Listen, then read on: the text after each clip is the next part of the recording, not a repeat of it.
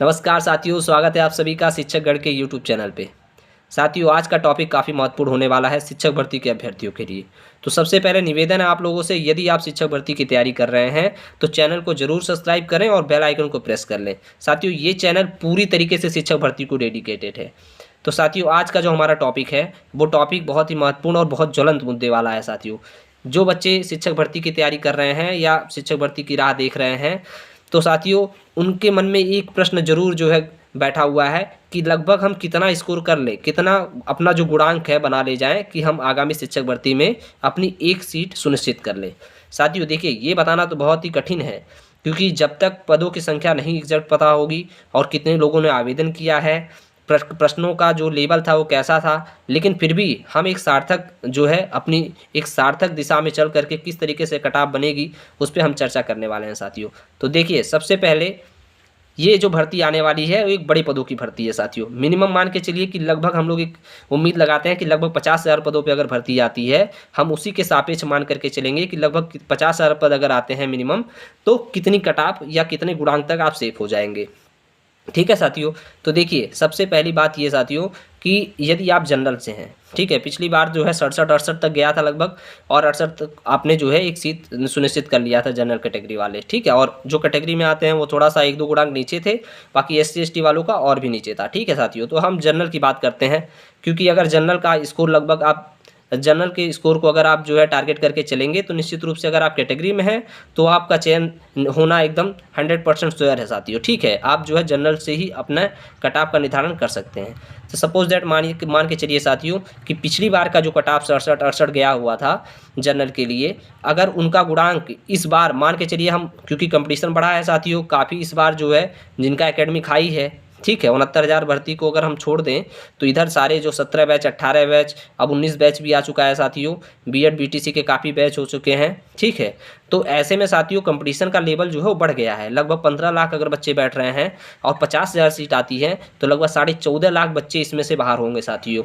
वो 50,000 जो क्रीम बच्चे हैं उन्हीं का सिलेक्शन होगा। तो आपको कुछ विशेष करना पड़ेगा कि आखिर उन 50,000 में अपना एक सीट कैसे निश्चित कर पाएँ, ठीक है साथियों। आपको 14.5 लाख बच्चों को पीछे करना है, तो आपका टारगेट भी कुछ इसी प्रकार से होना चाहिए साथियों।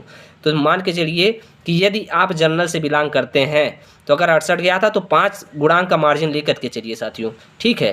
5 ना कहा जाए तब भी आप मान के चलिए कि 72 जो जनरल के हैं वो लगभग 72 गुणांक तक अपना टारगेट रखे साथियों।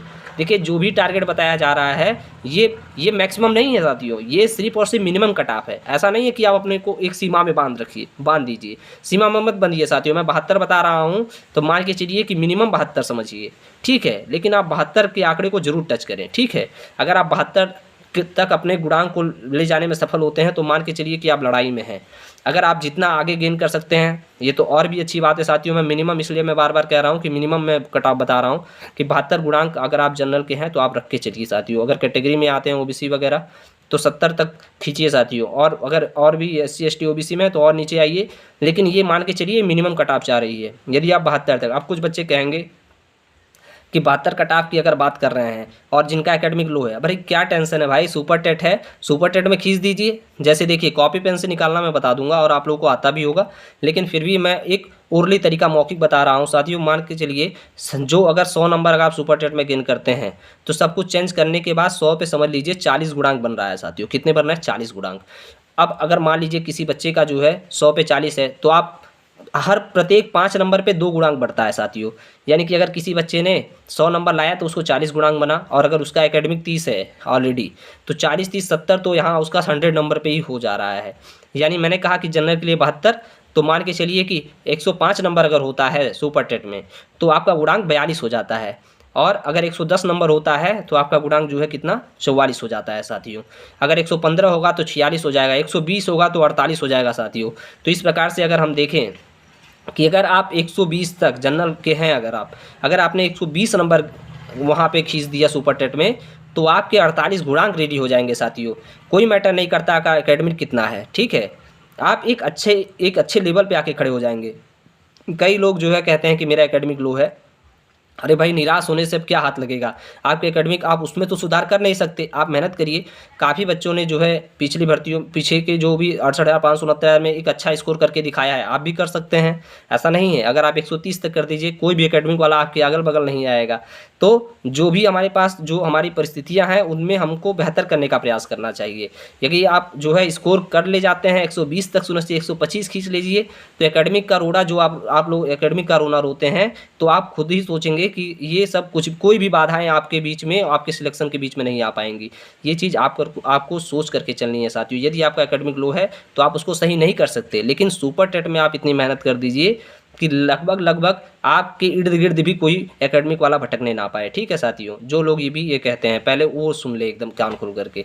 अब देखिए साथियों, मैंने आपको बताया कि अगर मान लीजिए 120 किसी ने कर लिया, उसका एकेडमिक 30 है, ठीक है, तो 120 पे बनेंगे आपके लगभग 100 पे 40 हुआ, फिर उसके बाद 105 पे 42, 44 यानी 48, 48 उधर। ठीक है, यानी कि आपका कितना बन गया साथियों? 48 बन गया। अब 48 से समझ रहे हैं आप कि प्रत्येक 5 नंबर पे 2 गुणांक बढ़ रहा है। 110 अगर आपने किया तो आपके जो है 110 पे 44 बन गया।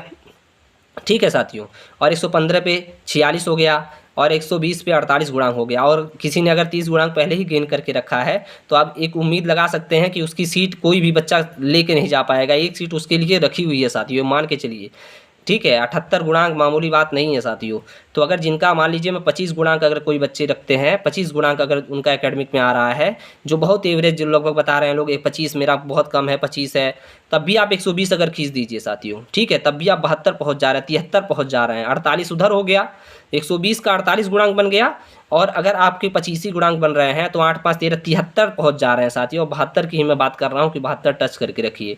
ठीक है, तो आप अपने आप को जो है रेस में पाएंगे। ठीक है, इसी तरीके से अन्य कैटेगरी वाले भी अपना मान करके चलें। ऐसा नहीं है कि जनरल के लिए मैंने कह दिया है, आप भी इतना स्कोर टारगेट बना के चलिए, क्योंकि आपका तो कुछ जो जाएगा, कुछ ना कुछ तो लो रहेगा, तो आपको उसका बेनिफिट मिल जाएगा। ईडब्ल्यूएस वाले अगर बात करें तो ईडब्ल्यूएस भी मान के चलिए साथियों, कुछ डिफरेंस देखने को नहीं मिलेगा, लगभग लगभग सभी सवर्णों ने बना लिया है। ठीक है, तो वही 1-2 गुणांक नहीं कहा जा सकता, लेकिन फिर भी मान के चलिए कि लगभग 72-73 की रेस में वो भी रहेंगे। तो साथियों, इसी प्रकार के वीडियो आपको मिलती रहेंगी, आप चैनल से जुड़े रहें। जो आपके जेन्युइन प्रश्न है, मैं भी एक प्रतियोगी छात्र हूँ, और मेरे मन में जो भी प्रश्न आते हैं, मैं निश्चित रूप से मान रहा हूँ कि जो भी बच्चे सुपर टेट की तैयारी कर रहे हैं, उनके मन में ये प्रश्न जरूर रहते हैं साथियों। तो चैनल से जुड़िए और इसी प्रकार की महत्वपूर्ण वीडियो आपको मिलती रहेंगी साथियों। धन्यवाद।